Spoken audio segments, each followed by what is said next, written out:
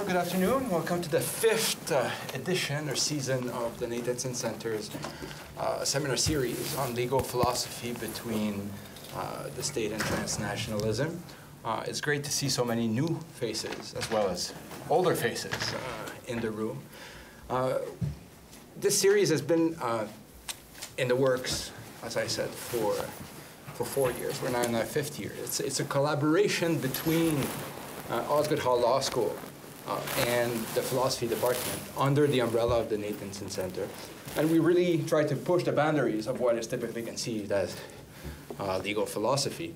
And so the speakers that we have this year reflect this ambition. And today we are fortunate to have with us Professor Nir Eisikovits, who is an associate professor of legal and political philosophy at Suffolk University in the United States, in Boston more precisely, where he co-founded and now directs the graduate program in ethics and public policy. Professor Eisikovits' research focuses on the moral and political dilemmas that arise after war. His recent book, which was published by Brill, is titled Sympathizing with the Enemy: Reconciliation, Transitional Justice, and Negotiation. He's also written numerous articles on political reconciliation, transitional justice, the role of forgiveness in politics, truth commissions, and the ethics of war.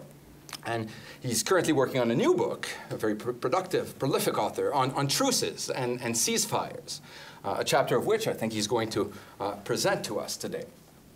Now, Professor Eisikovits is an Israeli attorney. We're in a law school, how fitting. But he also earned his PhD in philosophy from Boston University in 2005. He's also currently a senior research fellow at the International Centre for Conciliation, as opposed to reconciliation. That's right. You just conciliate that. And right. In addition to his scholarly work, he comments frequently on the Middle East conflict. It's interesting, when you sent me your bio, I said the Middle East conflict as opposed to Middle East conflict. Yeah, it was a while ago.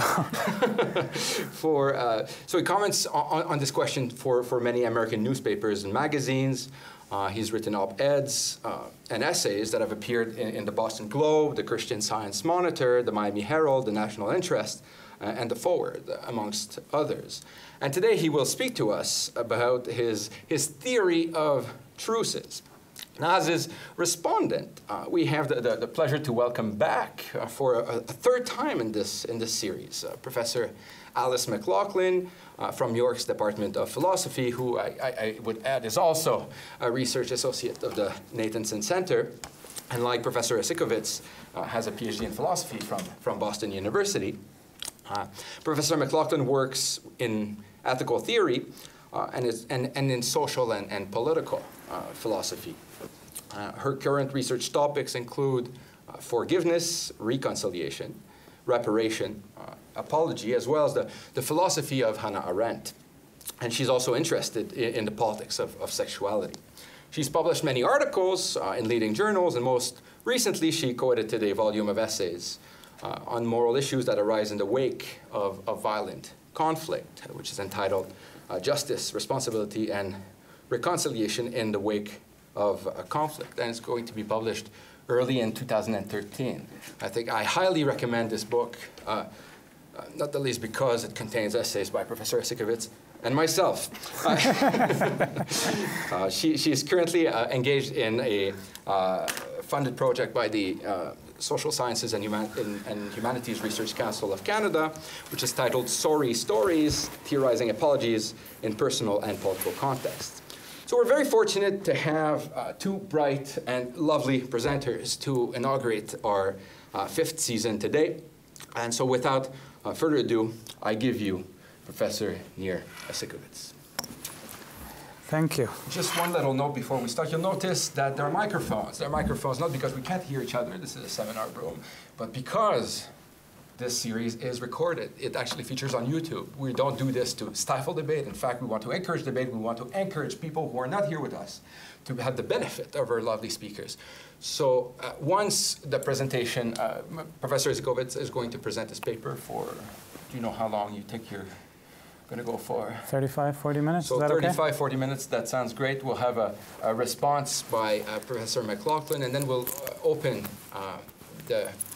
we'll open to the floor. And so when you ask a question, it's important that you do so in the microphone. Otherwise, we simply won't hear on the video your beautiful question. And so try to stick to the microphone. Thank you so much for that very kind introduction. Is the microphone on? Okay. Because I really want to be on YouTube. So thank you for that wonderful introduction, and thank you for inviting me. It's an honor to be here. It's especially really nice to be speaking with Alice, with whom I went to school and from whose work I learned so much, and who was so much fun to be around. So thank you.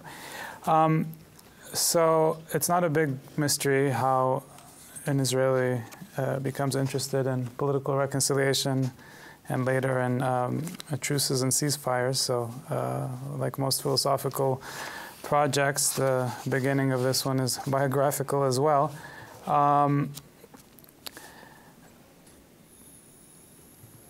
I came across the idea of writing this book as I was finishing an earlier project on political reconciliation and getting the sense increasingly that full-blown political reconciliation, unfortunately, exists mainly in philosophy books, and that the political world operates a little differently. And so this project maybe stands for a move to non-ideal theory, as we philosophers like to call it, trying to engage with the world as we find it rather than as we'd like it to be and like to make it. You should have a handout that has an outline of what I'll be talking about. I don't think I have time to present all of the chapter. I think it was circulated. What I'll do briefly is I'll say a few words about our idea of peace and how our idea of peace came about, what its historical genesis was. I'll say a few words about some of the difficulties with that idea as we now find it, suggest that the shortcomings of the way we use the term peace suggest that we should expand and enrich our intellectual repertoire for thinking about wars ending or wars winding down, or of wars diminishment. That's the idea of truces from the title.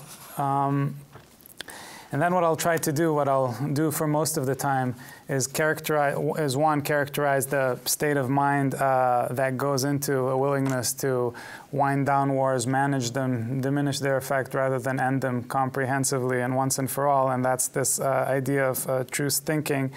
Try to see if this notion of truce making is the same as susceptible to charges of political realism, and maybe say a few words about the conditions under which it's especially appropriate to try to think in this non-cosmopolitan way.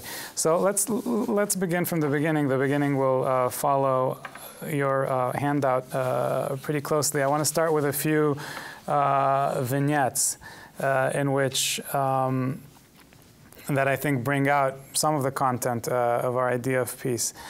So on August 14th, and I'll alternate between reading and talking and trying to make some jokes, because my wife and students tell me that I have a monotone voice, which if I read too much puts them to sleep. It's good when I put my daughter to sleep, less fruitful in a seminar. So on August 14, see, it works like a charm. In August 14, 1945, Edith Schein, a 27-year-old nurse at Doctors Hospital in New York, left her shift and ran into the street to celebrate the surrender of the Japanese. A few moments after she reached Times Square, a sailor embraced her. She said, "Someone grabbed me and kissed me, and I let him because he fought for his country." She said that to the Washington Post. A snapshot of the kiss that was taken by the famous photographer Alfred Eisenstadt and published by Life magazine became one of the most famous images of the 20th century. Ms. Shine's explanation for the popularity of that picture is as good as any. The picture says so many things: hope, love, peace, and tomorrow. The end of the war was a wonderful experience, and that photo represents all those feelings. So, in our imagination, this is how war comes to an end. Confetti is raining down on crowded streets. Men stop killing each other and start kissing pretty nurses. We go back to school. We go back to work. We start families and have babies. A sharp line is drawn between fighting and thinking about tomorrow. Violence is replaced by its opposite. Vignette number 2. As the Al-Aqsa Intifada, the Israeli-Palestinian war that broke out in September of 2000 after the failure of the Camp David talks, as the Al-Aqsa Intifada raged in late 2001, the foreign ministers of Israel and Qatar met secretly in Paris. The Qatari official wanted to help curb the violence between the Israelis and the Palestinians, and he tells his counterparts, "I don't understand what went wrong in Camp David." Shlomo Ben-Ami, at the time the Israeli Foreign Secretary, replied that his country was willing to make dramatic concessions to the Palestinians when it came to sovereignty over Jerusalem and the status of Palestinian refugees, some of the contentious issues between the two parties. The Qatari foreign minister was, in response, confused and baffled. The Israeli proposal seemed fair to him. Why did the Palestinians reject it? "What did you want from them?" he asked the Israelis. Before the minister could answer, and without prior coordination, all the members of the Israeli delegation replied together, "We wanted a declaration of the end of the conflict." In return for yielding on Jerusalem and refugees, the Israelis wanted a formal declaration that the war was over for good, that the Palestinians had no more claims. Ben Jassim finally understood. "This is something I cannot give you," he said. "No one can give you. Once we sign an agreement, there will be a long period of quiet in the region, and maybe in 50 years a new conflict will develop that will make everyone forget about the Israeli-Palestinian conflict." So peace, as the Israelis understood it, as many Western governments continue to understand it, implies finality. It may require significant concessions and sacrifices, but these only make sense. They're only worth making as part of a comprehensive, conclusive agreement that, once and for all, settles all disagreements. And finally, 3 years into World War I, Pope Benedict XV published his famous plea for peace, calling on the combatants to hold their fire, reduce the amount of weapons at their disposal, and agree to arbitration. His call went unheeded. The Wilson administration went out of its way to clarify why it could not accept the Pope's plan.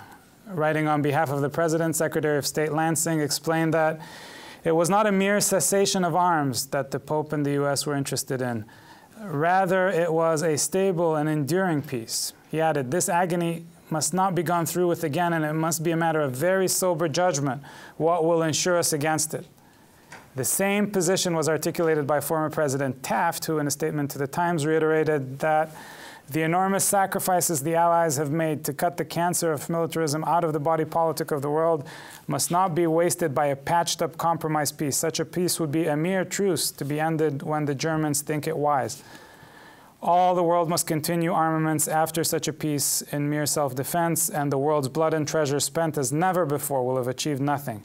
Our goal is permanent peace, and that is impossible until by force of arms we have established international morality and the sacred character of every nation's obligation as the basis for international law. Wow, that's a tall order.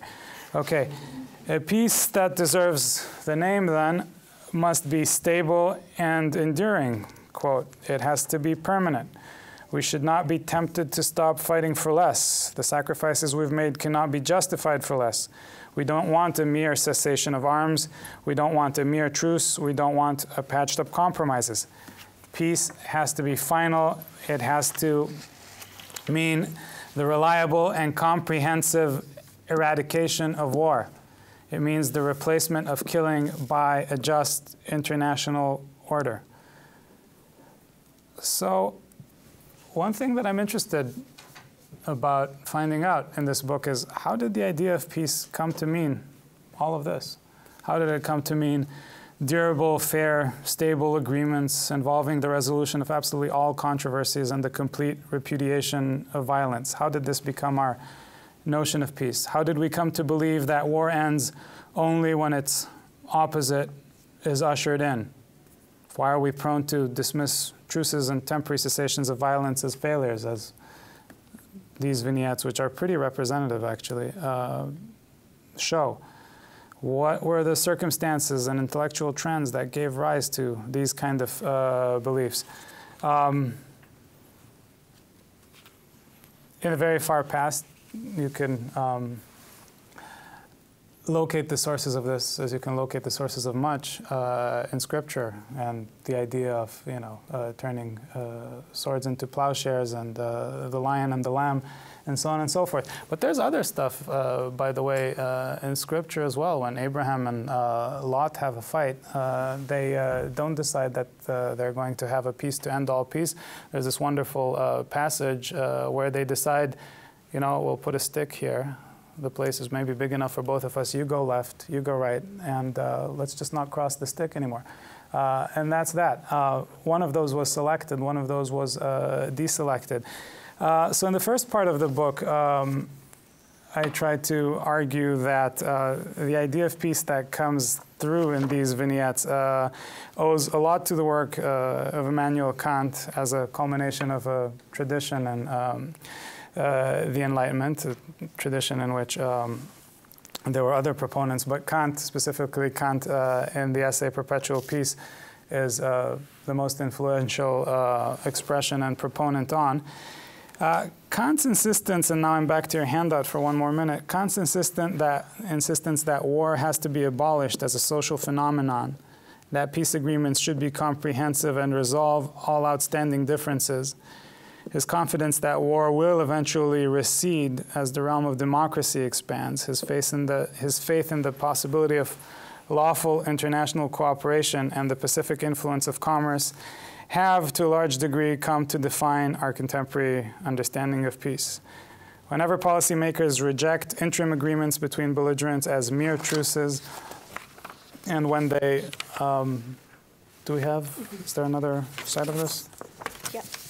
Oh, okay. See, I don't have, here's my own other side, okay. When they urge rivals to focus on conflict resolution rather than conflict management, they take their bearings from a tradition of thinking inaugurated by Kant, a tradition that we usually refer to as cosmopolitanism today. So now we enter the territory that's actually in the chapter that was circulated. And in cursory fashion, there's problems with this very ambitious idea of peace. None of this, and I'm going to reiterate this at the end of the talk too, none of this is to deny the incredible legacy of cosmopolitanism, from the United Nations to the European Union to the international criminal courts. This obviously has changed the world very much for the better. There is a problem when it's applied dogmatically across the board as the way of thinking about the ending of all political conflict. A few words about some of the difficulties with this idea of peace.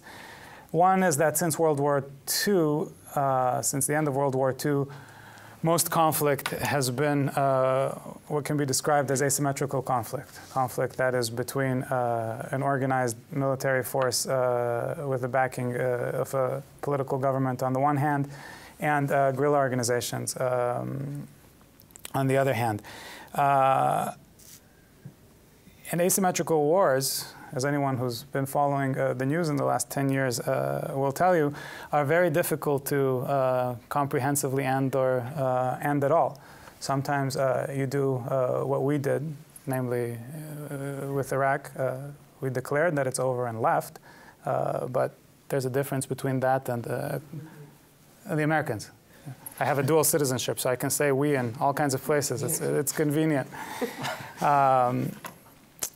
So one problem with the idea or theory of peace that posits comprehensive ending as the only legitimate way to think about peace is that most of the actual wars that we fight are very difficult to comprehensively end. They get managed. It might be a good idea not to get into them in the first place, but once you do get into them in the first place, ending them comprehensively requires the kind of resource investment that usually takes much more than 4 years, and that democracies, to be honest, are not prone to make, since they are subject to review every 4 years. So to reach a comprehensive peace in Afghanistan, to talk about one of the examples discussed here, even if that Kantian notion did have salience for the entire Afghan population, requires the kind of nation building, the kind of institution building, the kind of creation of traditions, and the kind of patience and commitment that democracies just don't have, and almost never ever make. So that's one problem. The other problem is that this kind of insistence on comprehensive final status type agreements has a tendency to miss opportunities. Some conflicts are difficult to end comprehensively, but you can still reach very localized, very partial agreements in them. A Kantian approach might make us overlook these. Some examples of this in the relationship between India and Pakistan and the Indus Water Treaty, examples from the Israeli-Palestinian relationship and some missed opportunities of long-term ceasefires between Israel and the Hamas. I won't go too much into that because I want to focus on other parts. A third risk of making the Kantian ideal our only way of thinking about war's end is the risk of democratic crusading. Setting up democracy, setting up legitimate institutions as the last best hope of peace creates an argument for trying to spread democracy by force. Now, Kant wasn't necessarily sympathetic to that argument, but much of what he says leads to that argument. Let me stop there with the trouble with peace, and let me assume that prima facie what I've said at least creates a case for trying to enrich our repertoire of thinking about war's end, and rejoin the chapter that was sent around. So the difficulties with this Kantian conception of peace that we've talked about suggest the need for a more tentative, more modest way of theorizing war's end. They indicate that it's worth paying attention to some of the middle ground left out of Kant's dichotomy. In a word, they prompt us to engage in the casuistry of a Jesuit. Kant, in Perpetual Peace, in the famous essay, says that any thinking about war's end that falls short of comprehensive agreements that settle all disputes once and for all is the casuistry befitting a Jesuit. This paper was especially fun to give at BC, by the way. So, in a word, these problems prompt us to engage exactly in that, in the casuistry of a Jesuit, and to offer a philosophical account of truces, a non-cosmopolitan theory concerned with the reduction and limitation rather than the elimination of war. Influenced by Kant, our political imagination is committed to a binary distinction between war and peace. Since truces are neither, we don't pay them any serious attention. As the short but pretty representative experts in the beginning suggest, when we do think about truces, we consider them as mere truces, stepping stones in a transition beyond themselves to something better and more durable, namely a permanent peace. So truces are acceptable for a while, but then they have to be left behind. Staying in one for too long is a failure. When we do find ourselves in a long-term truce, we tend to obscure that reality by employing the terminology of war and peace anyway. The US and the Soviet Union had a Cold War for more than 40 years, although they never fought directly. The Americans and the Russians were not at war and they were not at peace. Why don't we have a clear way of thinking and talking about that in-between state? So I think it's time to take truces much more seriously. By dismissing them and continuing to focus on the war-peace dichotomy, we are denying ourselves a useful descriptive tool that could help us make sense of the way many conflicts actually subside. So this is one of those cases where reality is significantly under-theorized. We don't have words for what it is that we actually do, and that's politically dangerous. That's always politically dangerous. We tend to call what we actually do by names that have nothing to do with it. And more significantly, by insisting that the only acceptable way to end the war is with a lasting, stable peace, we risk fighting longer and harder than we have to and missing opportunities to economize on the costs of war. So what would a theory of truces do? What's the job of a theory of truces? Job number one that I'll talk about in a minute is to give a taxonomy of arrangements mitigating war that fall short of cosmopolitan peace. So what kind of arrangements count? Job number two is to describe the philosophical and practical commitments involved in the willingness to engage in truce-making rather than in peacemaking. And I call these truce thinking. So give a taxonomy, describe truce thinking. A theory of truce would have to be resistant to some of these criticisms of cosmopolitanism that I talked about. It's not enough to be it's not enough for it to be resistant to those criticisms. It would have to have some positive arguments independently and specifically supporting it. And it would have to be immune to Kant's charge, said a little bit more nicely than the casuistry befitting a Jesuit, that it amounts to realpolitik, which is what he meant by that. Finally, the theory would have to be normative as well as descriptive. So normatively, it would have to spell out at least some of the conditions when it's appropriate to make truces rather than peace, as it were. And descriptively, it would have to help us make sense of real cases where truce thinking was preferred to cosmopolitan arrangements, and maybe more controversially, help in thinking about counterfactuals in which it should have been preferred and wasn't. One such real case that I have in mind is the Spanish Pact of Forgetting after Franco, for example, which was a non-cosmopolitan arrangement that for many years at least brought violence under control. So let's start with the taxonomy. I have a feeling that I will only get to the taxonomy and to characterizing truce thinking, but that's fine. So we'll use the term truce to cover a variety of arrangements that halt war, prevent it from erupting, or reduce its scope without bringing about lasting peace. These arrangements fall under the headings of armistice, ceasefire, agreement to limit rather than stop belligerence, and avoidance. Let's say a few words about each of these.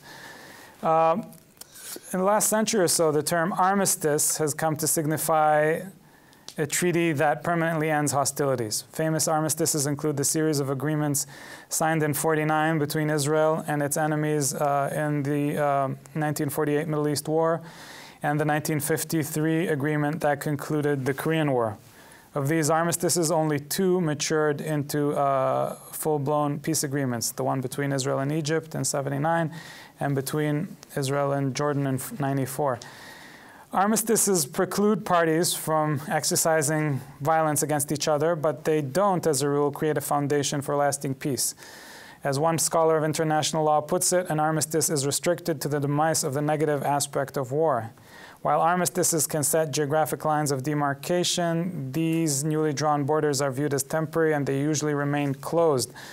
Unlike a formal peace agreement that Kant would be happy with, an armistice almost never contains clauses regulating trade or cultural relations, and it does not provide for the creation of diplomatic ties. So armistice is the first form of truce. Ceasefires involve the temporary cessation of hostility between two parties, and they can be initiated by local commanders on the ground or by political actors. They're often called for a specific duration and for specific purposes. The famous 1914 Christmas truce along the Western Front in World War I was a locally initiated ceasefire for a limited time and for specific purposes. Lasted up to 4 days, was meant to allow soldiers to rest during the holiday and to collect the dead that lay in no man's land. Bosnian Serbs and Muslims, Bosnian Serb and Muslim military commanders regularly agreed on short-term ceasefires during the Bosnian Civil War in order to collect their casualties. Ceasefires are sometimes called unilaterally. Such was the 2003 Hudna declared by Hamas vis-a-vis the Israelis. So we have armistices, we have ceasefires, then we have a third category, which is agreements to limit rather than stop belligerence. And these can restrict fighting to certain kinds of weapons, designate only certain types of military targets, limit the fighting to predetermined periods, predetermined circumstances, predetermined areas. Israel and Hezbollah in the late 90s had reached a series of such informal agreements about the skirmishes between them that, surprisingly, in light of what's happened in the last 6 or 7 years, actually held for quite a while. Finally, the last category, efforts of avoidance, are meant to get around belligerence altogether, even when the conditions for a long-term and principled friendly relationship are lacking. That can be achieved by crafting coalitions that limit the powers of the different parties, by agreements, formal or informal, to divide zones of political influence, or through mutual deterrence, or by combinations of these. The so-called Concert of Europe that ended the Napoleonic Wars, or that followed the Napoleonic Wars, contained France, restored the balance of powers in the continent, and kept it quiet for almost a century. The division of Europe into zones of influence after the Second World War, the arms race that ensued, and the threat of mutually assured destruction it generated were together responsible for the Americans and Soviets never fighting directly. All right, so that is my taxonomy. And, of course, as with the rest of the paper, it's a work in progress. So I would very much welcome criticisms and suggestions about improving it. Now to trying to characterize truce thinking. So what do people who engage in these kind of non-cosmopolitan arrangements have in mind? What kind of commitments might they have in mind, and are some of these commitments better than others? Belligerents sometimes make truces to enhance their ability to win wars. So sort of rest and rearm idea. And it's this truism that informs Kant's very cynical view of truces. But I think his position is not generous enough on this one. There can be other motivations for making truces, and as we shall see, not all of them are ominous. So here's a characterization of truce thinking, the philosophical assumptions and commitments that underpin the willingness to engage in truce making. So facet number one of truce thinking is a focus on immediate benefits. The title of my talk is Kill Me Tomorrow, and that is drawn from an Arab adage, and the second part of the Arab adage is Kill me tomorrow, but let me live today. The Jewish satirist Alter Droyanov recounts a lovely anecdote about a despot who decides that his dog has to learn how to speak. The despot reviles the Jewish community living under him, but admires their rabbi for his wisdom and erudition. One evening, the tyrant summons the rabbi. "You are one of the smartest people around," he tells him. "I don't like you or your people, but I need help," he continues. "See this dog at my feet? I need you to teach him to talk. If you succeed, I will be kind to your people. If you fail, God help you all." The rabbi, as rabbis do, strokes his beard for a long moment. "Teach your dog how to talk. That'll be hard. It'll take a long time and a lot of money. Give me 5 years and 3,000 denaries, and I will do it." The tyrant agrees, but not before he repeats his threat. The rabbi goes home, knocks on the door. His wife, hearing of the news, becomes very distraught. And the rabbi tries to calm her down. She says, "What have you done? You can't teach a dog how to talk. We're done for." And he says, "Slow down, Bluma. 5 years is a very long time. Maybe the dog will die. Maybe the tyrant will die. Maybe the Messiah will come. We'll see." So truce thinking emphasizes immediate benefits, temporary relief, rest, quiet over more abstract considerations regarding the rights of the parties, mutual acknowledgement, and settling questions about distributive justice. More precisely, truce thinking suggests that it is worthwhile pursuing immediate benefits even when we have absolutely no idea if the more permanent concerns can ever be addressed. Like the rabbi, the truce thinker wants to buy time. During the time, circumstances may change. The dog or the tyrant could die, or the Messiah might come. New, more moderate political parties could come to power. The balance between the global political parties supporting each of the combatants could shift. A man-made or natural disaster could put local tensions into perspective. Or, which often happens, the very fact of quiet and rest could generate stakes in continued quiet and rest. People could get used to not killing each other and hesitate to return to it. Peace thinking is future-oriented. The references to the future of our children pervade most peace speeches. We want our children and your children to never again experience war, says Benjamin Netanyahu at a famous peace speech in Bar-Ilan University from a few years ago. For the generations to come, for a smile on the face of every child born in our land, for all that I have taken my decision to come to you to deliver my address, said President Anwar Sadat in his famous address to the Israeli parliament just before he made peace with the Israelis. I do not believe that you want Northern Ireland to ever again be a place where tomorrow's dreams are clouded by yesterday's nightmares. Bill Clinton on the Good Friday Agreement. Truce thinking, by contrast, is oriented towards the present. It de-emphasizes the future. It leaves some of the hard work for the next generations. If the Israelis and the Palestinians can stop shooting at each other for 10 years without resolving questions about borders, the status of Jerusalem, or the right of return, so be it. A lot can happen in 10 years. If the Sunnis and the Shiites could have created a vibrant commercial life in Iraq without completely resolving the constitutional arrangement dividing power between them, then so be it. Commercial life and the fact of quiet have their own dynamic. The constitutional difficulties will still be there, to be addressed at a later time. If the Afghan government can negotiate a 5-year ceasefire with the Taliban and other insurgents that would allow for trade to resume in most of the country's urban areas, such a ceasefire would be worth pursuing, even if it did not settle all disagreements about power sharing and disarming of militias. 5 years of quiet is a long time. Some of the disputes may resolve themselves. The local population whose support is necessary for any guerrilla force to thrive may become attached to the quiet and refuse to continue to support other guerrilla fighters. Can I negotiate 10 minutes from you rather than 7? See? Some truce thinking right there. All right, 10 more minutes. The second facet of truce thinking is aiming low.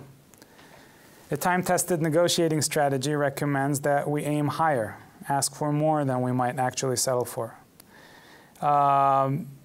In diplomacy, you articulate ambitious goals as part of a process of conflict resolution and hope that the parties will be pressured into making more progress. Aim at reconciliation and you end up with coexistence. Aim at coexistence and you might end up with the status quo. And high expectations can motivate a negotiating partner, but they can also paralyze her. They can signal that she is bound to disappoint and, as a result, instill a sense of helplessness. The risk isn't limited to a specific party bowing out of the negotiation. Setting goals that are too high may well create a sense of cynicism about the activity itself. Truce thinking works in the opposite direction. Again, it aims low in order to strike high, as it were. It seeks to generate a measurable, visible reduction of war, to give combatants a taste of peace, quoting from the Palestinian poet Darwish, so that taste can create an appetite so that the flavor of peace may be absorbed by the soul, as Darwish puts it.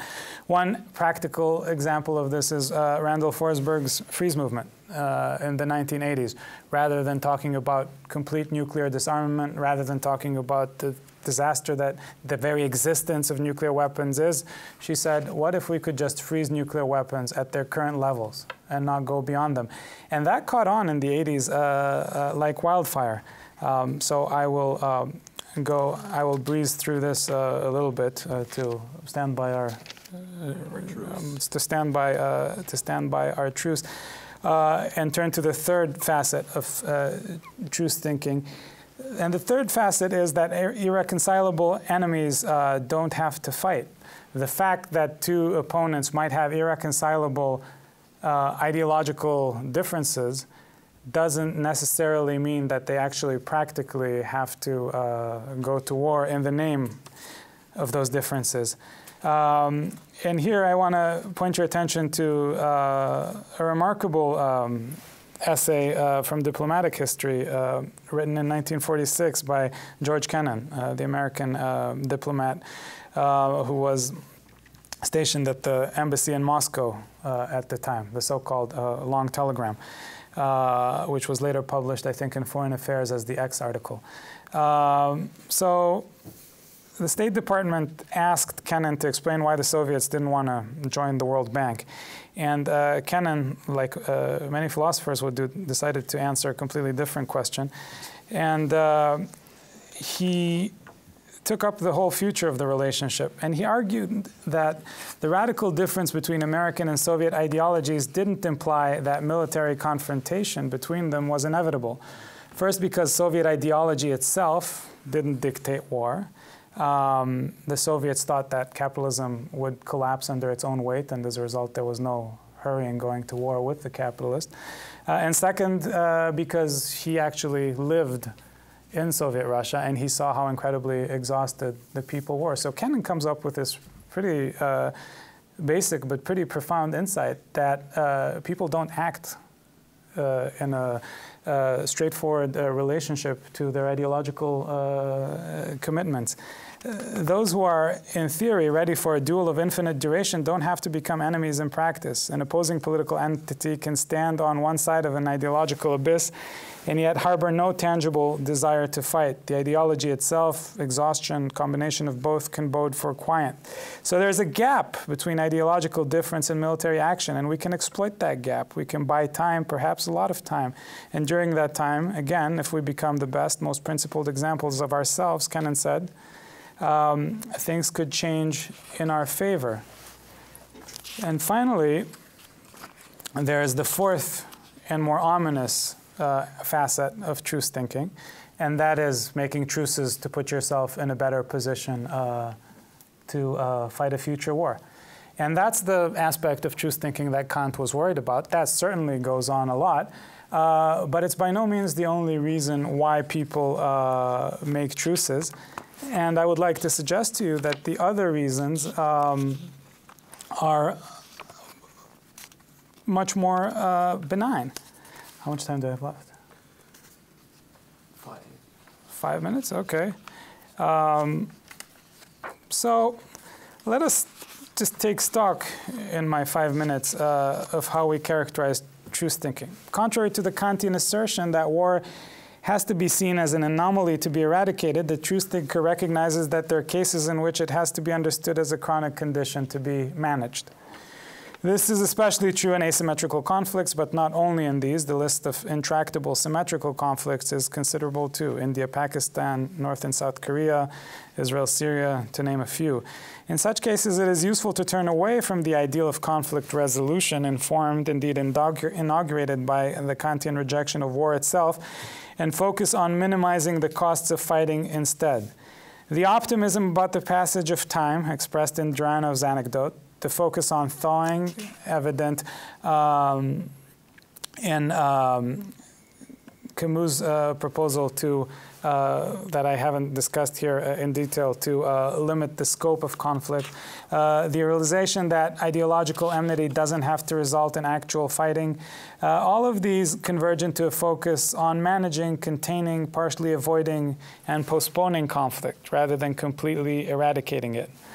All these tendencies express an acceptance of war reality and even its occasional necessity on the one hand, and an insistence that its costs can be controlled on the other hand.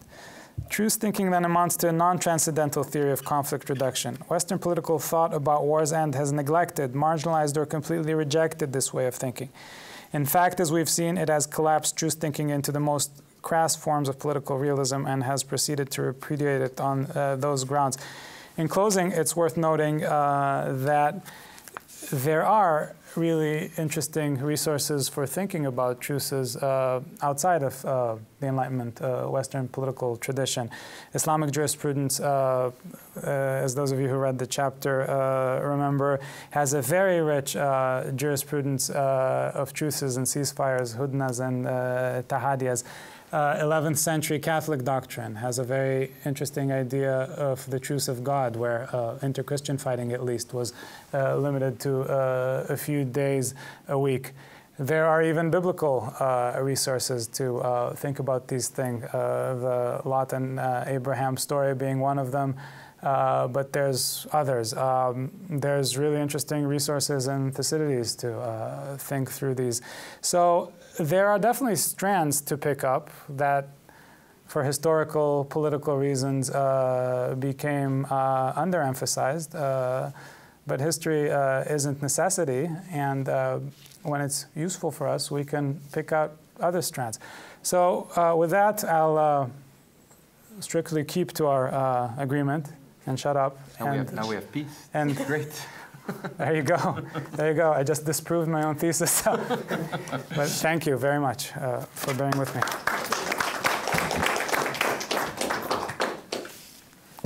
Do I have to turn this on in any way? No, we're good? All right. So I want to return the compliment and say that it's always a pleasure to be able to sit next to you and give a presentation. And it's a tradition that we've had for a long time. But again, to provide a much shorter piece of intellectual autobiography, what's particularly nice is that Nir and I have been discussing issues in international political theory and political philosophy for a long time. But since we've started talking about truces, we agree.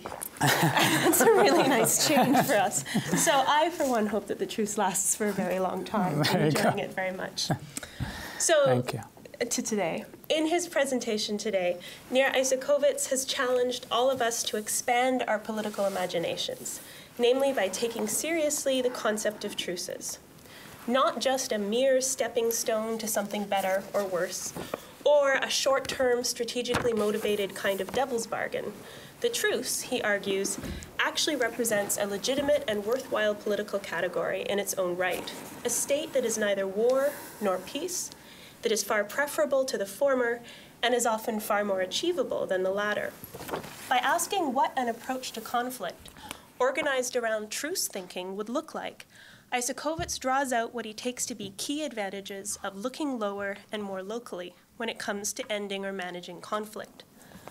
Ultimately, he claims, close analysis of truces suggests that we make more progress towards curtailing violence when we do not assume that the only escape is the utopian hope of perfect peace.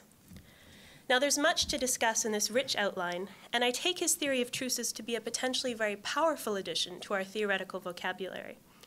In my comments, however, I'm going to limit myself to one observation and two questions for Nir.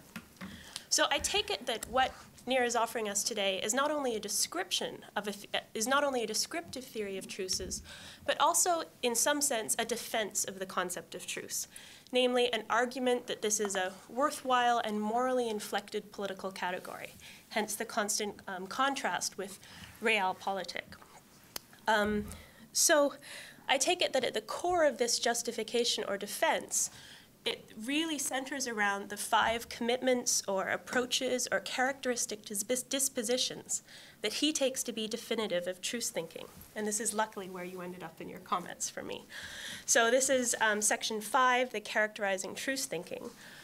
He mentions them 5, and he was able to go into detail about 4 of them in his talk, namely the focus on immediate benefits of ceasing violence and hostilities, coupled with the hope that immediate quiet and rest could generate stakes and continued quiet and rest, a negotiating strategy that aims low, hoping that a taste of peace will give us an appetite for more, the realization that real, perhaps irreconcilable differences of ideology or conflicting identities don't necessitate violence in all cases.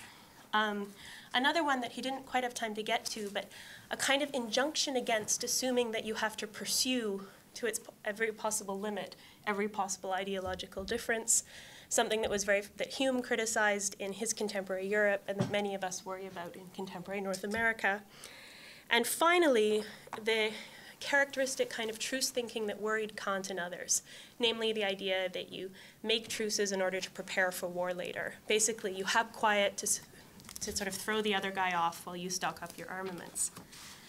Now, Nir is keen to make several points about these 5 features, but the most important one for the justification is that at least 4 of them don't have to be taken as evidence of the kind of radical realpolitik Kant associated with truces. Only the 5th really is associated with this. In fact, it's true that the 4th one does place interest over principle, but if, he argues, this is subordinate to the first 3 arguments, namely looking at immediate benefits, thawing or generating a taste for peace, and recognizing that ideological differences don't have to lead to violence, then even this 4th one, this tone down your vehemence, can be treated as appropriately moral. That is, if I take it to be part of my interest to economize the costs of war, my interest is not necessarily at odds with moral demands. And most importantly, the first 3 characteristic commitments of truce thinking are a form of morally principled thinking, albeit principled thinking tempered by pragmatism. In other words, Nir defends truce thinking by aligning it with principle and aligning it against naked interest. Yet what struck me as so appealing about his theory of truces was not its principled nature, but its relationality. Indeed, in reading this chapter, I was reminded of the theoretical moves made by theorists of restorative justice, by those working in mediation and conflict resolution, and by feminist approaches to moral agency. What these 3 different groups have in common is a rejection of what they take to be a false dichotomy in how moral and political thinkers typically approach agency. Namely, either we are all atomistic agents only capable of self-interested motivation, whose interests must be negotiated and bargained with as they are in order to achieve cooperative ends, or we are dualistic beings, both self-interested and also rational, i.e. capable of subordinating ourselves to the rule of our own reason. Put simply, either a sort of crude version of Hobbes is right or a crude version of Kant is right. And sort of restorative justice theorists and feminist theorists have worried that these crude versions of Kant and Hobbes permeate much of the ontology of the human person and agency that happens when people think about moral and political dilemmas. So instead, relational theorists present a very different ontology of the human self, in which we are at least partly constituted by our rich relationships with others. And these relationships themselves are changing sources of motivation and also sources of moral value. Moreover, our relationships to others are not static or easily defined. They are particular and dynamic, shifting minutely across time and circumstance. What is possible at time t is very different from what is possible at time t1 and time t2 and so on. According to this picture, we don't account for all the relevant variables in a complex moral situation until we have grasped not only the principles at stake and the interests of individual parties, but also the history, present, and future possibilities of the various relationships among them, and when we have considered these relationships with the same depth and attention. Relational thinking explains how it is that under the right circumstances, something as simple as dialogue or conversation, or an apology, can bring about a new relationship between victim and perpetrator, or between 2 combatants, or why some people's moral thinking or reasoning will typically include appeals to relationship rather than principle. So that's sort of the really brief version of relational thinking. Now, to my knowledge, very few people have introduced this into international relations. There's a very good reason for that. It's one thing to argue that human agents have this rich relational commitment and interdependence to other agents. It's a very another thing to argue that nations have this very rich, interdependent relational notion of agency. But this is why I think it's really interesting about what you're doing. You're introducing relational thinking, not by trying to suggest that nations or groups are relational, but that the kind of everyday, ordinary relationships and relational interdependences that we have on the individual level can actually play a role at the national level. And that nations have a responsibility to let them play that role. Exactly. Yeah. So why bring this up? Well, I take it that in wanting to justify truce thinking as a kind of moral thinking, you've assumed you have to prove beyond a reasonable doubt that truce thinking is principled thinking, and that the more you can make the commitments of truce thinking look like principles, the better you are doing this. But what appealed to me morally about truce thinking is the way we can introduce relational concerns. And so I found myself thinking you're reaching for a task that you don't have to reach for because the moral value is already there in the relationality. So I'm interested to hear your thoughts on that. That's my observation. Really quickly, my two questions. You might like these less. So, so I share your interest in non-ideal theory and your idea that as political philosophers, we need to approach the world as it is, not as it would be tidier if it were like. And I like your idea that while peace thinking is very future-oriented, truce thinking is present-oriented. But here's the thing about the present and the future. If the future is perpetual peace forever, and the present is today, not tomorrow, there's an awful lot of time between the present and perpetual peace. And I find myself thinking that your truce thinking is focused on ways of motivating the making of truces. So the kind of commitments and dispositions that get us to sign the armistice agreement, to agree to the ceasefire. I'm interested in what happens over the length of the ceasefire, the length of the armistice agreement. So we wake up tomorrow and I need to convince you again not to kill me today. It's the next tomorrow, I need to convince you again to kill me today. Is truce thinking a matter of returning to the initial point, to returning to the commitments of initiation at every moment? Or does truce thinking need to contain some set of commitments, again, very immediate, low-level, limited, that are focused on something like the next 3 weeks or the next month and a half? At what point, if a truce is successful, do we think about short-term sustaining? And because I'm not convinced that the same list that characterize truce, the thinking that goes into truce making, necessarily helps us with truce sustaining. So my question is, my first question is, what sort of characteristic motivations are definitive for sustaining truces? All right, that's one. My second one, this is my last point.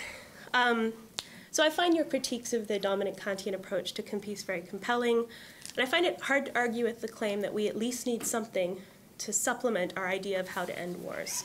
It's true we're not very good at ending them in that way, and while we get better at it, it might be a good idea if we had some other ideas for sort of managing the killing. But as I think about the shift from thinking about peace to thinking about truces, some of the power or the benefits of the Kantian version of the peace return. And one of those is the way in which the Kantian or the cosmopolitan understanding of peace combines the value of peace as nonviolence with values of peace as justice, peace as stability. It's a very rich picture of what good political life looks like. Now, that's partly what makes it so hard to obtain. But when I think about, so if I think, all right, Nir, say you're successful, we start using truce thinking to create these pockets of limited stability. At a certain point, even again on a local limited level, all those questions of distributive justice and other kinds of justice reemerge. So I think about how internal conflicts within a group and the role of oppressed minorities within a group never comes to the surface when everyone's fighting someone else. But the minute you stop fighting, even for a day or two, you come home and all of a sudden it matters that women are treated badly, or an ethnic minority is treated badly, or there's religious differences within the sect. And one of the things that's appealing about the picture of peace is we have the kind of long-term stability in space to engage both theoretically and practically in reconstruction, in sort of dealing with problems on the ground, and even thinking about reconciliation on some modest level. So I guess my question is, how do we start working within the limited stability of truces instead of the long-term stability of peace to think about reconstruction or to think about reconciliation on the ground? So how do we ensure that the limited stability of truce day after truce day doesn't become stagnancy? I look forward to hearing your thoughts on both of these, and thank you again. This is fascinating work. Thank you, Professor MacLachlan. So perhaps 5 minutes, quick response, and then we'll open to the floor. Perfect. And as usual, these are great, and you've given me a couple of months' worth of work. So these are really, really valuable comments. I'll just offer a sort of first set of intuitive responses. So I think observation and the first question, if I understand them correctly, are closely related. So what happens over, so let me see if I can, because I really like the idea of reframing some of this in relational terms. And as I think about it, much of what is at stake here is to actually let on the ground interactions change some of the flavor of a political relationship. Now you asked what happens over the length. Do we have to sort of return to the reasons first motivating the striking of a truce, or is there other ways of short-term sustenance? My sense is that if this idea is introduced as a legitimate part of how we think of winding down wars,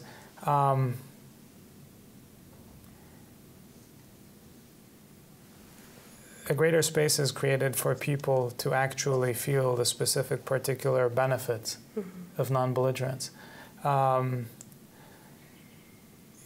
drove around a lot at some point in taxi drivers in the Jerusalem area. One thing that you would hear from a lot of taxi drivers taken to be, I mean, this is a silly romantic notion, taken to be as some sort of a popular barometer, but is that there's a complete disconnect between kind of principled peacemaking that happens on the diplomatic level and how the actual lives of actual people have changed. And the sense that you get is that people don't actually care about final status agreements for their own sake. People care that their lives improve, and when their lives do improve, some stakes are generated in there being more time that their lives improve. So the way of sustaining truces, the legitimacy of insisting on a long-term quiet, I think, has a direct relational trickle-down effect, if you want to call it that. Now, there is always a need, and this is also something that is almost completely neglected by contemporary political theory. The one book I can think about that takes this up is Veil Politics by Ajumi Wingo. There's a complete neglect in our thinking of legitimate political arrangements, of how you become attached to your political arrangements. So there's a need for something like the propaganda of peace, like what Martin Luther King called the propaganda of peace. We'll change it to the propaganda of truce. People not only have to, people have to be made aware of the fact that the quiet has had this kind of relational impact. So, yeah, and there's a whole variety of ways of doing that in the public sphere. So propaganda isn't necessarily a bad word. Propaganda for bad reasons is a bad word. So that's on a sort of more pragmatic level. Now the second question, so I'm not completely sure that I'm not completely sure I understand it. My sense is that there can be two questions there, and they're both good. One is that thinking about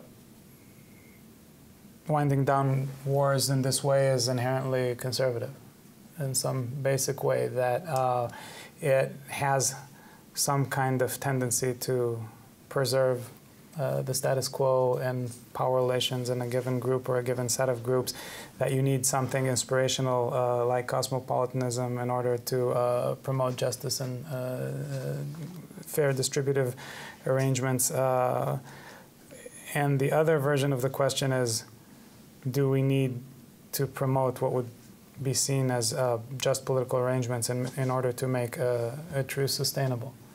I meant the former, but the latter sounds good too. Okay, so the former. Is this inherently conservative?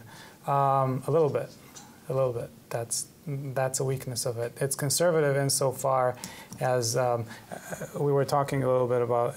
We were talking a little bit in lunch, and we mentioned there's this passage from Brothers Karamazov where a woman says, "I would really like to."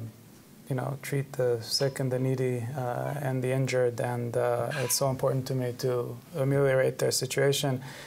And somebody else says, I think a doctor, it's been a while since I read it, well, go ahead. And she says, well, but they're so stinky and they smell. And the other character says, it seems to me that you love humanity but are not sure about human beings. And so the commitment is similar to that. Not always, not in all cases of political conflict, there can be a tension between humanity and human beings, between principle and the actual limitation of killing on the ground. And when there is that kind of tension, and I can think of some examples, then I guess this does recommend de-emphasizing the demands of the more abstract demands, and perhaps the more fair demands and the future-oriented just demands of some groups over simply making sure that more people stay alive in somewhat better conditions than having a lot of dead people be buried in the name of justice, if you want to put it that way. What is wrong, I guess, and perhaps doesn't come across clearly enough in the paper, what is wrong is to strike truces when you can do more. Yeah. And that I should state clearly. That's a cop-out, political, moral, and that happens. But what I guess what I'm trying to argue here, and that's a variation on Kant's argument. But what I'm trying to argue here is that it's also wrong to insist on cosmopolitan arrangements when they're impossible, simply in the name of their fairness and inner coherence. So I'm more happy with my response to the first one, but I can't do better. Thank you. On the second one. We should turn it over. The floor, if Alice could. Thank you. Yes, Professor. Professor Berger. Thank you, Nir.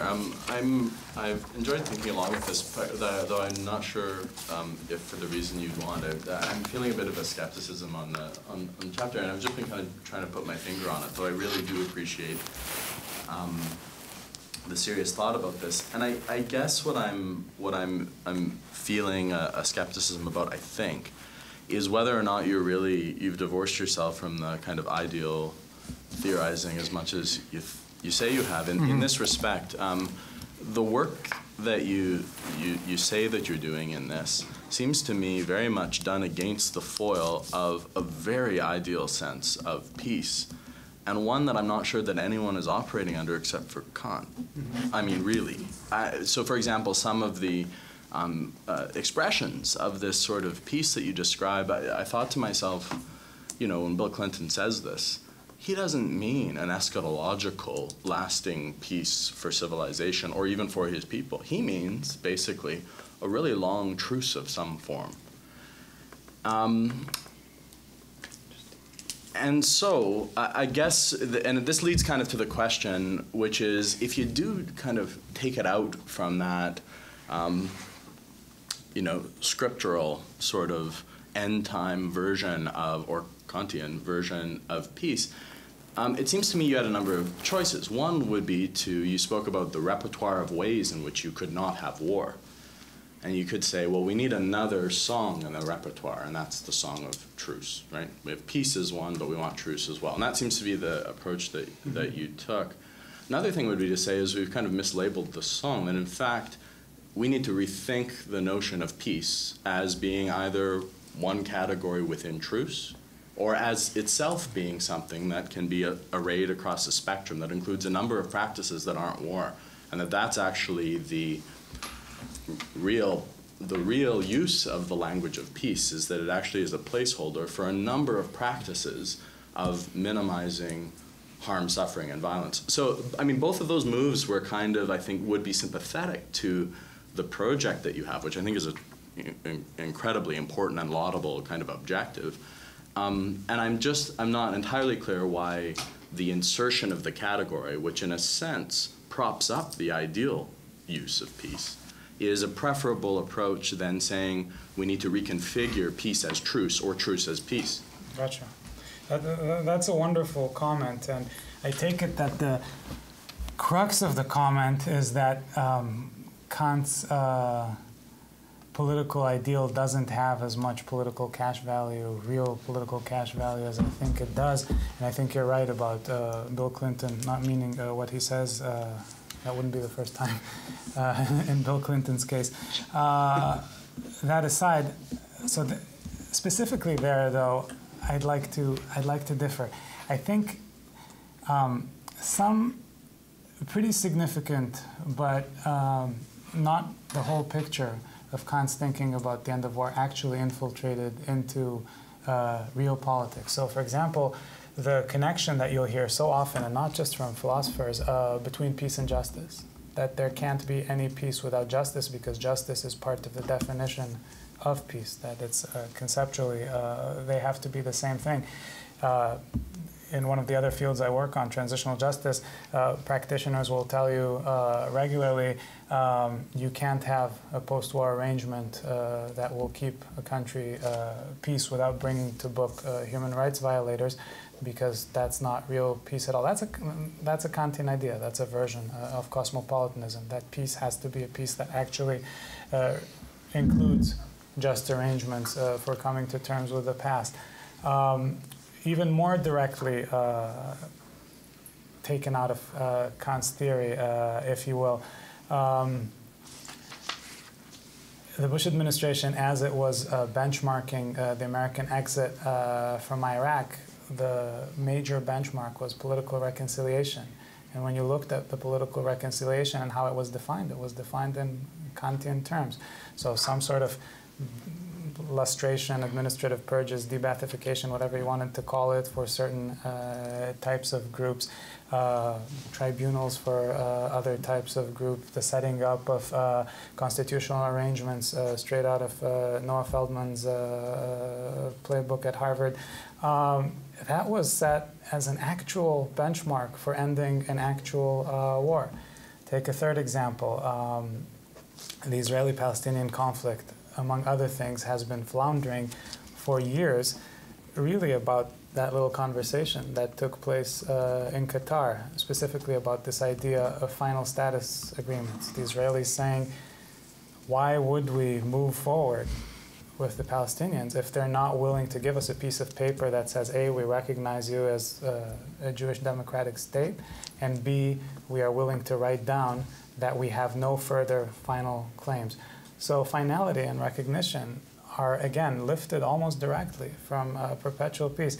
So I would say that perhaps in ways that Kant wouldn't even be completely happy with, his theory has very specific reverberations in actual politics. Now, it's true that actually what happens, the way wars actually wind down most of the time, are in some version of what's called today cold peace. You know, in some version, under the best of circumstances, and this is increasingly true even in the cases that we celebrated in the 90s and early 2000s, South Africa and Northern Ireland, and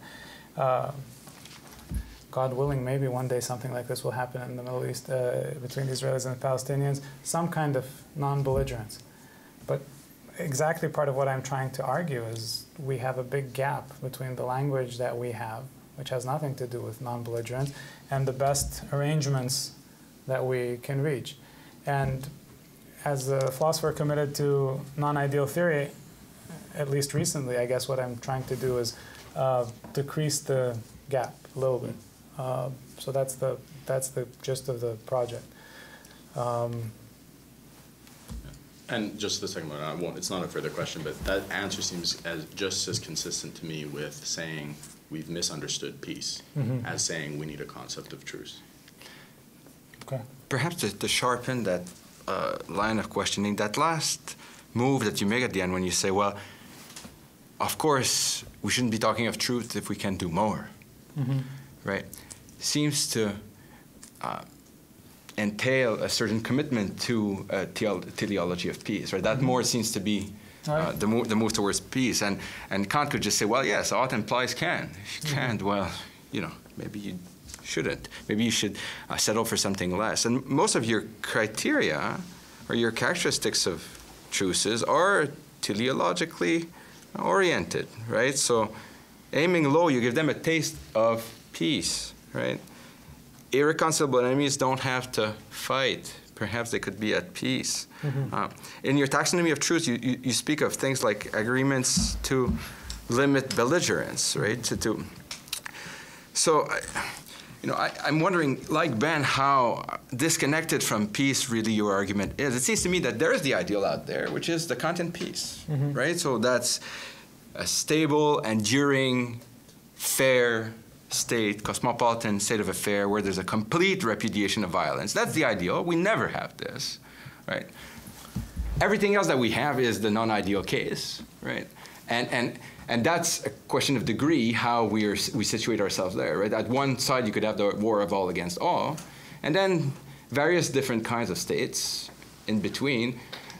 But the point is, yeah, but what should we aim for, right? What kind of world should we want?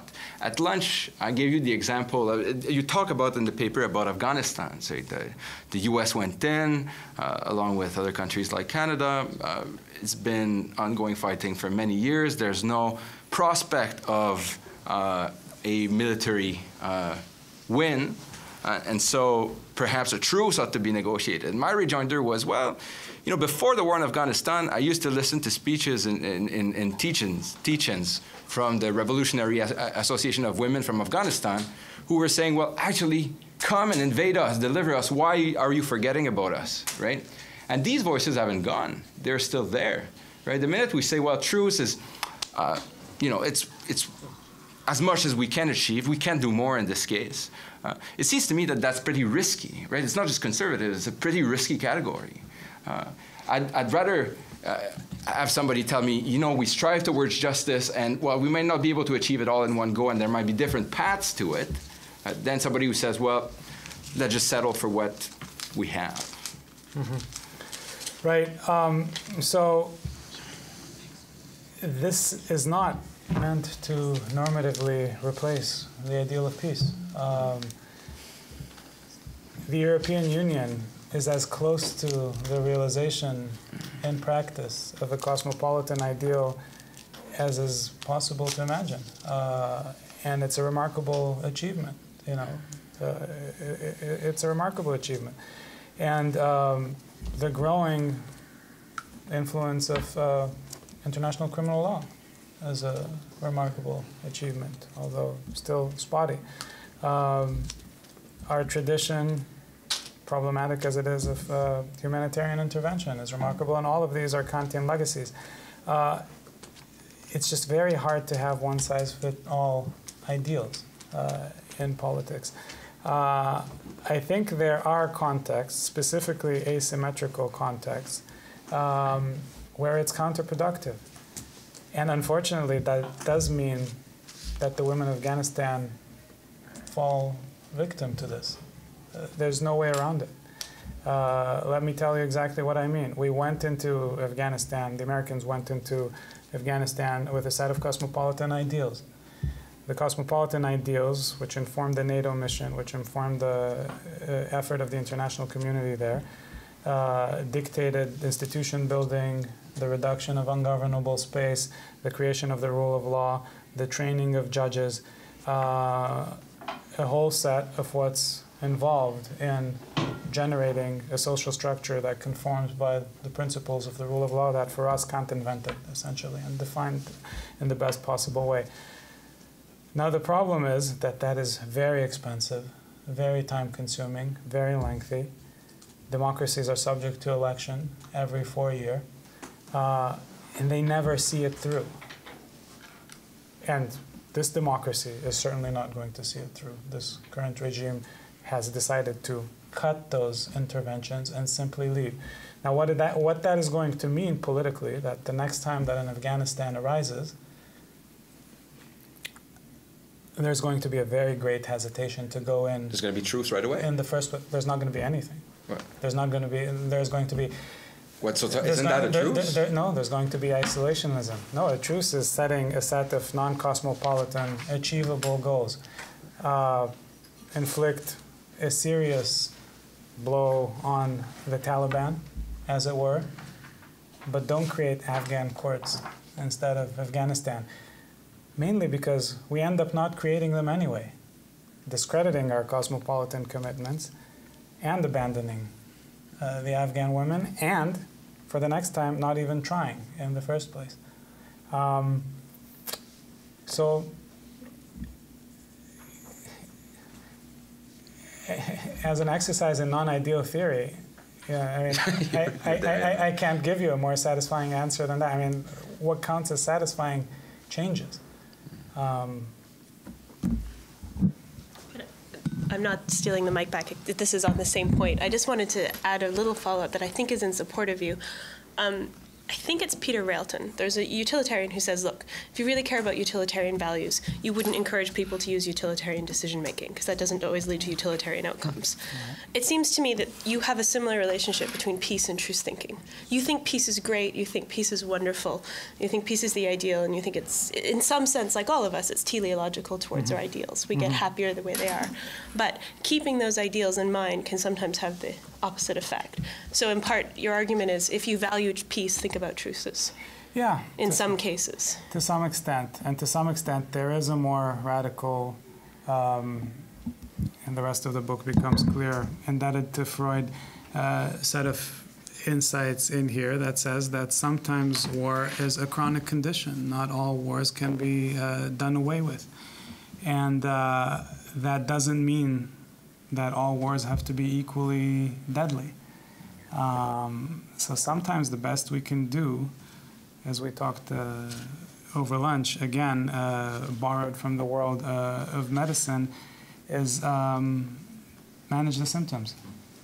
And to tell a patient that they can be cured when all they can, when all that can be done is to manage the symptoms, I don't see that as necessarily just or decent. There are some political circumstances, I try to characterize them, when all that can be done is to manage the symptoms. Now, managing the symptoms in politics means keeping people alive. It means less people dying. So I think the crux is identifying the cases where all that can be done is managing the symptoms rather than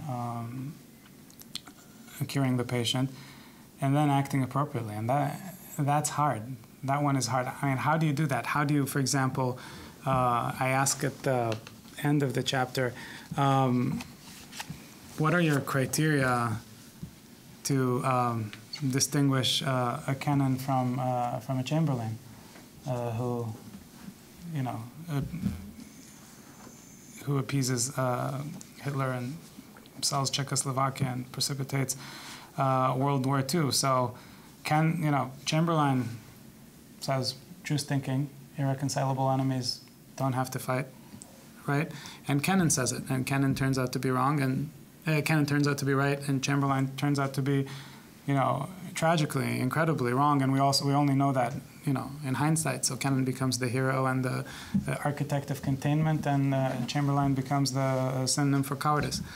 How do you know? Well, first of all, you don't. Politics isn't mathematics. I'm Aristotelian, if anything else, and you don't. But there are guidelines. And one guideline and one huge difference in this case between Kennan and Chamberlain was that Kennan lived in Russia for many years, knew Russian literature, had read the Russian ideologies, was very keenly aware of the sentiment on the street, and his recommendation was very, very sensitively historically informed. Not to speak ill of the dead, but that can't be said about Chamberlain, mutatis mutandum. Okay, Professor Saberi and then Professor Hodgson. So I guess I'm just We'll just pass the microphone to you. It's just right there. Okay. You're good. It's good. I guess I'm just pushing on the same questions, probably from a different angle. First of all, I appreciate this. I think this is putting a lot of solid broth on otherwise very fluid discipline of negotiations in general. So you're providing an actual philosophical ground for that, and that's very interesting. But then the questions are, again, probably on the same issue of what really temporality means, and how much it could be relied on in terms of future, and by that I mean near future. So I'm not looking at a far, reaching future either, just on a scale of a few years of the truth itself. So one question is a constitutional question, that in many cases there are a lot of constitutional questions in need of resolution after any particular conflict. So you just were mentioning that in the case of Iraq, there was really probably no need, or it wasn't absolutely necessary to have a constitution. Sunnis and Shias could have just gotten along and went on transaction or any other financial relationship without really resolving a real issue. So in addition to the fact that the whole political structure of Iraq was a complete mess, and I don't know how it could have been administered without a constitution, it's a question of geopolitics as well. What would have happened to the neighboring countries? Already Iran, well, Syria not anymore, but Iran at the time, Syria too, there was a lot of meddling, and it looks like, at least from what could be seen on the ground, that with a constitution, there is less of that. Iranian intervention cannot be stopped, but there is less of that because there is a structure in place. And then the second question is, relates more to the nature of conflict itself. It used to be the case that at least it was obvious who is fighting whom, but people didn't know how to conduct the war to be more efficient. These days they know, they have to use, or they can use, unmanned warfare, but we don't know who is really fighting who, right? So the subjects really are unknown. And so if that's the question, if war has become a transnational phenomenon, then we are not really dealing with interstate conflict, then really the question of truth in that sense, how much of it is applicable? Very good. Both of them very, very useful. Thank you. For the first question, I think the argument is aimed at the risk of having a one-size-fits-all tendency to make preconditions for engaging in any effort of conflict resolution. So to come in with a set of cosmopolitan commitments forged primarily in the 18th century under very specific historical commitments, and then developed further in the 19th century, which was relatively one of the most peaceful ones in European history between 1815 and the beginning of World War I. To come with that to Afghanistan and Iraq seems problematic. So in a given context, a constitution might be useful, but the question is about usefulness and not about principle, I guess, is the main kind of point that I've been trying to make. So while a constitution may have been useful, setting up as a guideline and as a parameter and as a benchmark the more comprehensive political reconciliation between all factions is idea-guided. And to insist on being idea-guided always, under all circumstances, I've been trying to argue is problematic. I take your point that the specific example about the Constitution, about the efficacy of the Constitution in settling down sectarian tensions in Iraq may have been badly chosen. But I hope that I'm clarifying the operative assumption here. And the operative assumption is that the thrust of cosmopolitanism is to set preconditions for what counts as peace at the expense of actual conditions on the ground. And that's the thrust that I'm trying to push back against. Could you just recap briefly the second question? Well, the second question is the question of when at least I take it that truce is more, it has more cash value when we are talking about in the context of interstate conflict. And if war has become a transnational phenomenon, then truce between whom and whom, when we don't even know who the enemies are. Gotcha. You know, I actually think that cosmopolitanism has more cash value in interstate conflict, because in cases of interstate conflict, you have stable institutions that are capable of exerting their force and policy aims over both their people and the government. There's a great military historian, Martin van Creveld, that argues that the idea of peace made a lot of sense in Clausewitz's world. Clausewitz has this famous trinity between the army, the government, and the population, where the government exerts central control over the population and the army, and that's, you know, the source of his famous adage that war is the continuation of policy and other means, because somebody can actually force their political will on the government. So between governments, I think that Kant is right, that there's a real strong argument for cosmopolitan peacemaking, and there's a real strong argument to try to move in that direction. When you're talking about war between governments on the one hand and failed states on the other hand, and segments of failed states or sections of failed states, war becomes more tribal in a middle-aged kind of way. And actually, and this is going to go into a part of the book that I haven't written yet, it strikes me that there is something tribal about the idea of truce thinking, that this is a more tribal idea of conflict management. But the world, in some ways, is becoming more tribal. I think it's appropriate for those parts of it that are becoming more tribal.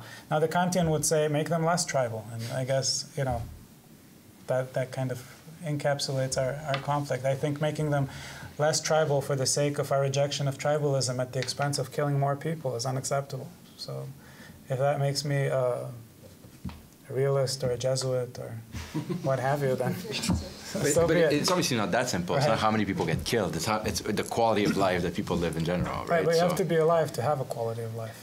Right, but Wars aren't the only thing that kill people. This is true. That's why my second point wasn't about abstract concerns. This is true. People die outside of war. Yeah. Yeah. Sorry. Professor Hodgson.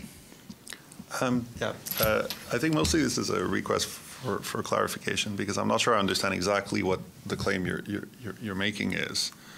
So one claim you could be making is that peace is first best and truce is the second best. And there's a very general principle of practical reasoning that if you know you can't get first best, then you should go for second best. And you're saying we should adhere to that principle of practical reasoning even in this case. And I don't think a lot of people will disagree with you about that. Another claim you could be making is that as things are, we'll do better if, and this makes it closer to the Peter Railton worry, we'll do better if we just think about truces and we stop thinking about peace too much.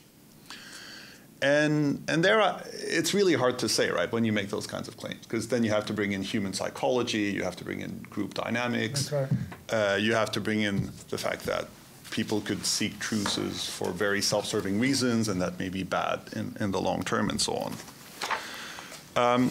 So I wasn't sure exactly what claim you wanted to make, whether it's just a claim, a prudential claim about how we should think, or something a little bit more substantial than that. And then I was worried, I thought it seemed to be an assumption of the way you were putting it, that truce is a good thing, among other things, because it's on the road to peace. But I was wondering if that's something you can say quite generally, right? Because of Alice's worry about how conservative truces tend to be. So I take it peace is a situation in which it's stable, that there is no fighting, there will be no fighting because no one takes themselves to have sufficient grounds for fighting. A truce could be a situation in which there's no fighting, but at least one party views themselves as having sufficient ground for fighting. Mm-hmm. And if they really do have strong grounds for fighting, I mean, if you think of the Israeli-Palestinian conflict, right? So I know this is not what you're suggesting, but if an Israeli were to say we should just have a truce, that's the solution, then somebody could say, well, that seems a little bit too easy for your side to say, right? Because you seem to be having most of the territory right now.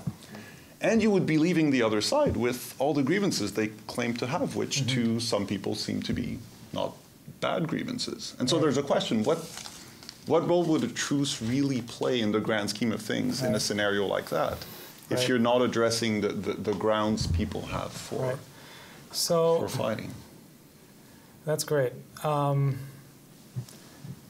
And very helpful for clarifying what the claim actually is. So I'm certainly making the prudential claim, and I don't think, as you say, that the prudential claim is very controversial. Although I will say quite clearly that when the second best is not available, the fact that it's second best doesn't matter. I'm sorry, when the first best isn't available, the fact that it is second best, to me, it doesn't matter. And for a Kantian, it would matter. So there's the prudential claim. The other kind of claim is not prudential. The other kind of claim is a claim about the relationship between theory and practice. And it's to argue that this view of winding down wars tracks more closely with the ways wars actually wind down, and that right now we are lacking the theoretical language to describe how wars actually wind down, and that's a problem when we're lacking it. And so it aims to fill that lacuna, that we continue to talk about winding down wars using Kantian language, which creates a sort of gap between what happens and what instruments we have for talking about it. Now, certainly some truces are more legitimate than others, and I tried to give the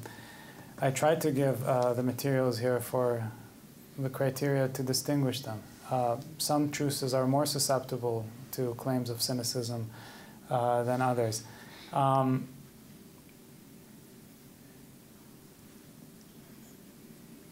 The point is not so much, so to go to your example to make the discussion a little bit more concrete, the point is not so much, although it certainly can be abused for that, to allow the Israelis to maintain their current power imbalance by saying, let's not do a cosmopolitan agreement, let's just do a truce, stop killing each other, why can't we just get along and forget about human rights?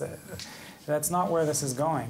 Where this is going is the Israelis, for example, find themselves in a really interesting historical moment where there's an emerging state in the West Bank that might be prompted to adopt some kind of constitutional structure that's recognizable to us.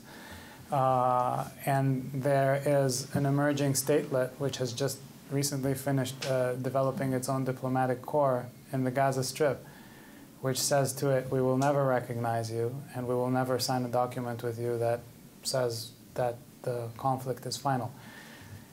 Given cosmopolitan commitments, where that will bring the Israelis is to try to pursue some kind of arrangement with the state in the West Bank and to refuse to do that with the emerging statelet, the Hamas statelet in Gaza. I think that is mental rigidity and inflexibility that has philosophical origins.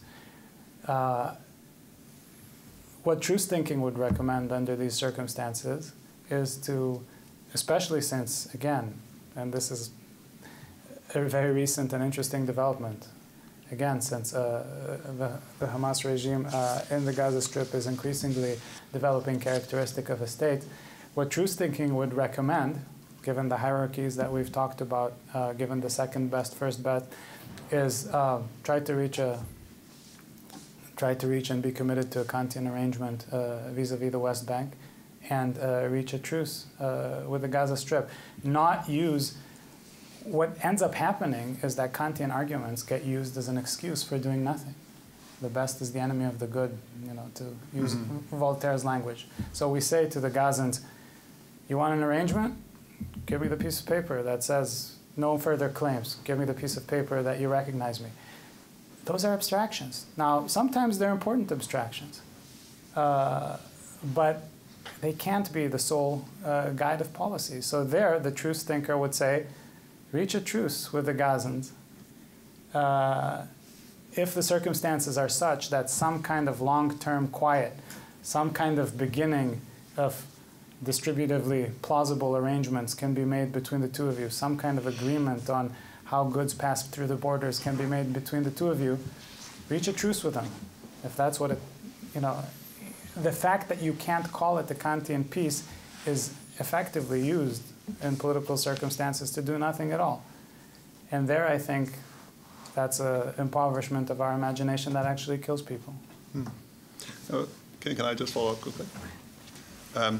It seems that I think I'm getting a better grip on what you're saying. Then it seems like it's you could put it in a different way by thinking about what are legitimate grounds for the use of force, right? And say something like, well, first there would be the fact that you don't have assurance that they don't have hostile intentions is not a sufficient reason for attacking them. And the other way to put it would be to say, you can't legitimize attacking a country for the sake of permanent peace if you can have this second best. That's right. And so if a truce is a possibility, then fighting for the sake of peace is not. And I talk about that explicitly here. That was just unfortunate. That's the Hume part that was kind of left out. And then I did short work. Yeah. Okay. Okay, so Professor Giudice, then Professor Davis, and we're going to close the list after this. Professor Giudice. Okay. So Nir, I was wondering how, as a book and a work in non-ideal theory,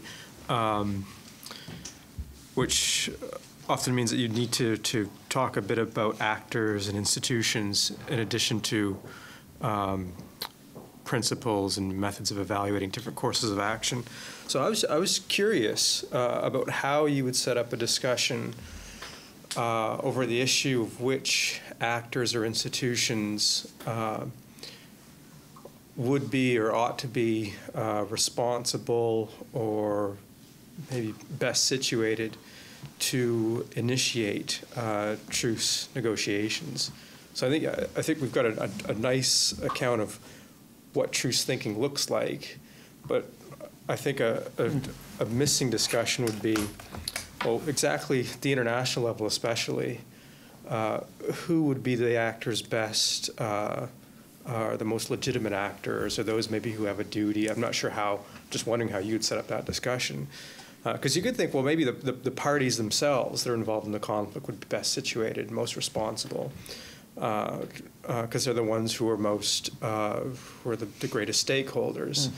But then you could also see how the parties themselves might be the worst actors to initiate truce negotiations, because it could be a show of weakness. There could be insincerities or bad faith attempts at truce. Would it be up to third parties, like international institutions and the Security Council, for example? Of course, they're often notoriously bad at dealing with international issues. Is there a kind of new institution that you might envision which might be better placed or situated? But I just wondered how you would set up that particular discussion about, well, now that we've got an idea of what truce thinking looks like, and this might be further downstream to your work, what kinds of analysis or types of examinations do we need to engage in to think about the actors or the institutions to go about? It's a wonderful question, and it's especially a difficult question because often the situations which call for truces are situations that, at least on one side, there aren't robust institutional actors at all. Asymmetrical warfare, for example, often is characterized by the lack of institutional actors on one side. So I would have to give that much more thought.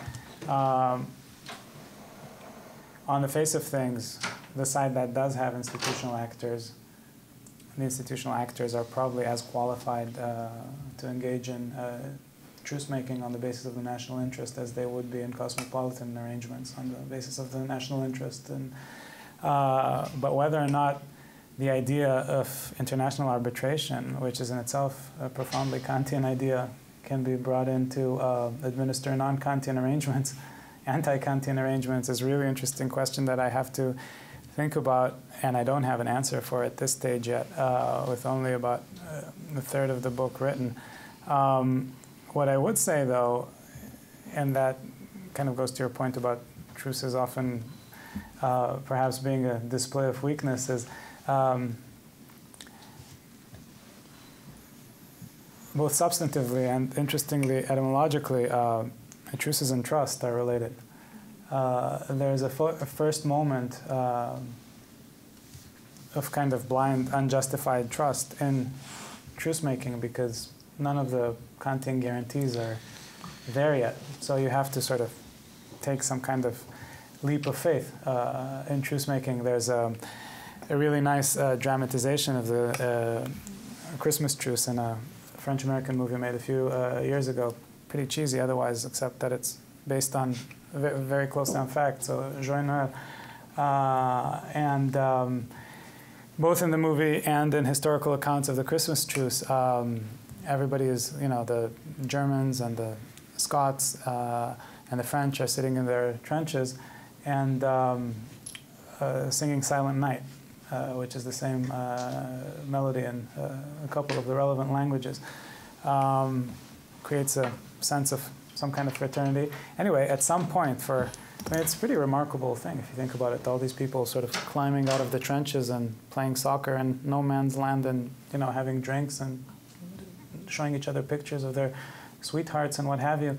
Apparently, at some point, a German soldier stepped out of the trench with a mini Christmas tree that the Kaiser thoughtfully sent to further clog up the trenches, and went over the parapet with it and stood there, and nobody shot him, and that's how it started. That has some sort of metaphorical resonance for the dynamic in which these arrangements are reached, which is also something that I need to figure out, because there's much more of an institutional structure to kicking off peace processes, right?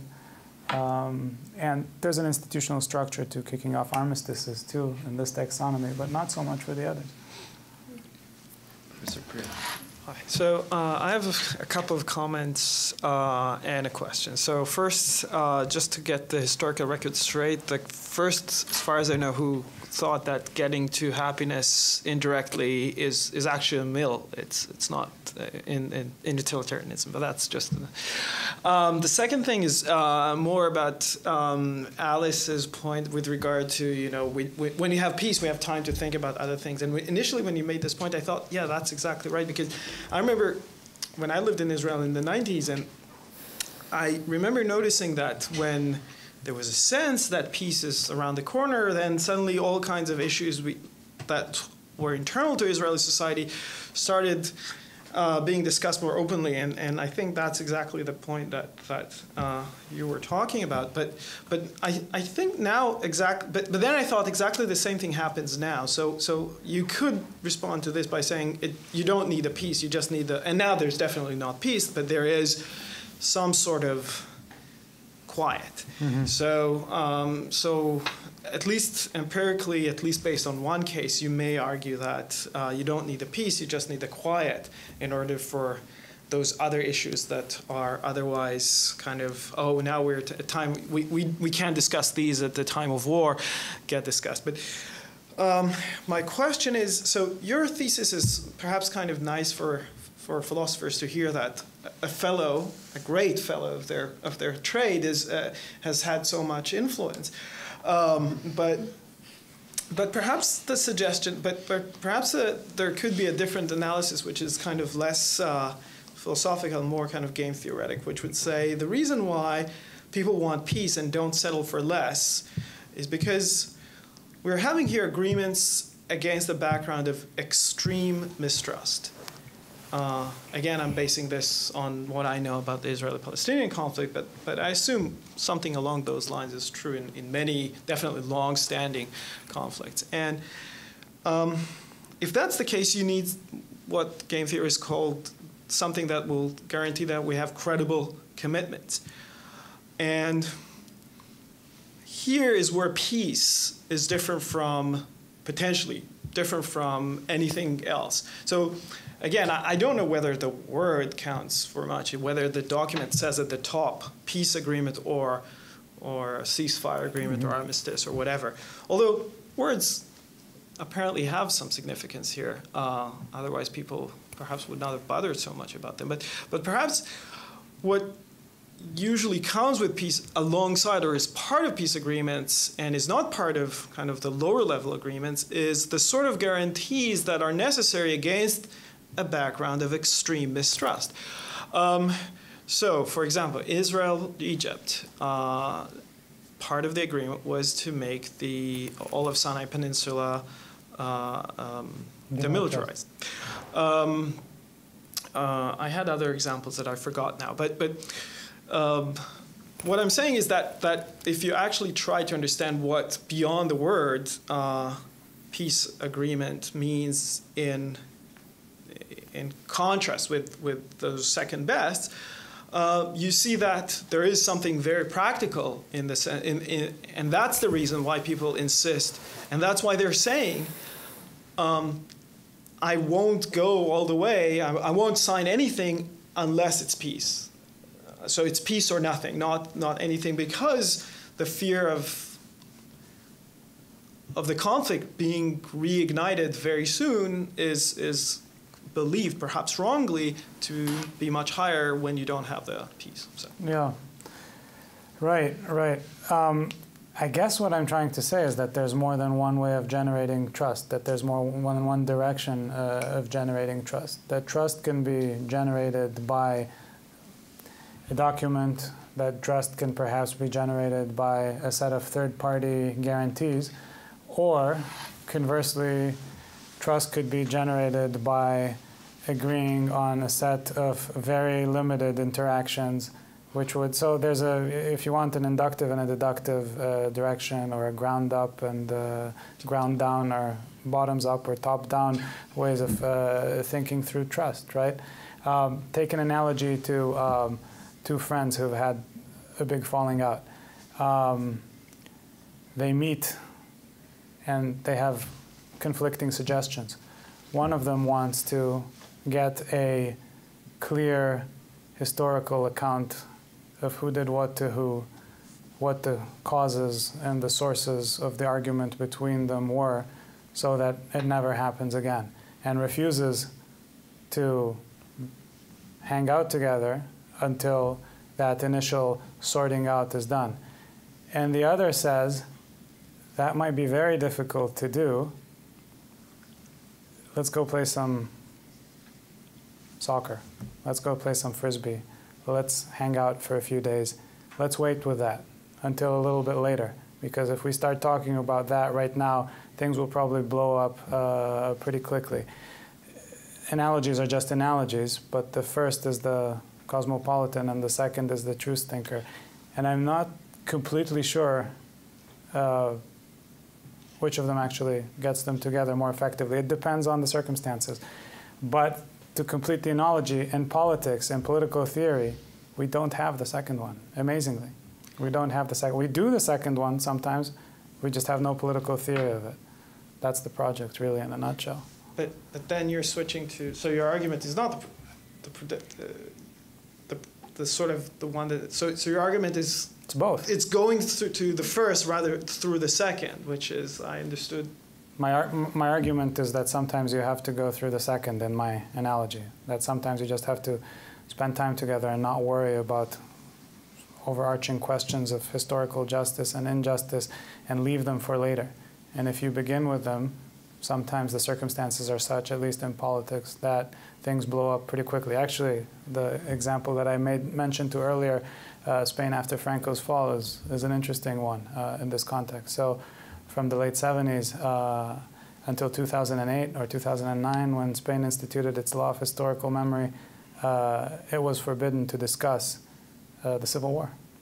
And that is anti-Kantian, if there ever was an anti-Kantian arrangement. So a democratic present in which one doesn't come to terms with the past seems absurd. And yet it worked. And yet it worked. At least in some part, it worked. And that's something that actually happens in politics, and that the only theoretical tools that we have in standard political theory, all we can do with them is condemn it, or say that it's just stinky realism. But it seems that there aren't strong reasons to condemn it, and that it's not just stinky realism. So to me, this suggests that our political theory is lacking. So I'm trying to fix it. We have time for just one last question, Professor Davis.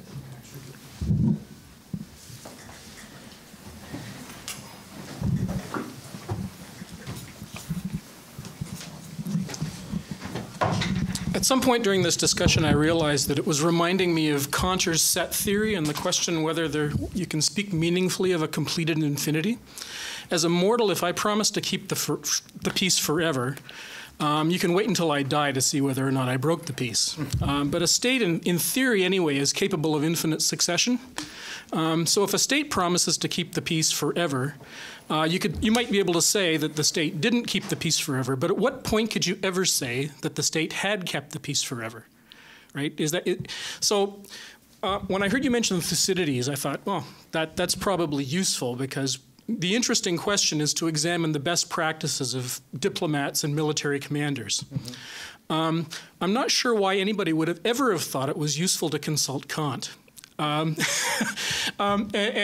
part of your thesis seems to be that when we talk about war and peace, just leave that Kant guy out of it. And on that, if that's your thesis, I'm very easily persuaded. So why do we keep talking about Kant? Well, my thesis is that in asymmetrical conflict, we don't gain much by thinking with Kant about how to wind it down.